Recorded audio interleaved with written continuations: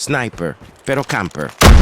Marami sa atin kapag naririnig to sa laro, kadalasan iniisip agad natin ang mga idolo natin. Yung mabilis sa galaw, palaging nasa highlight reel. Ako wala akong pakialam. Kidding aside, kung ang purpose mo ay flashy highlights, then so be it, style mo yan.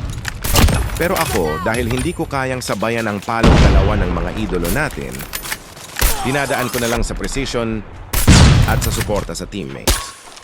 Oo, masasabing skill ang gumawa ng mga imposible na shot. Pero hindi ba skill din ang matyagang maghintay ang sumusuporta sa likod ng eksena para masigurado na ang team ay may advantage sa bawat laban. Kaya sa huli parehong valid ang bawat approach. Ang flashy o ang supportive. Ang importante, alam mo ang role mo at nagbibigay ka ng value sa team. Another Sniper's POV, maraming salamat!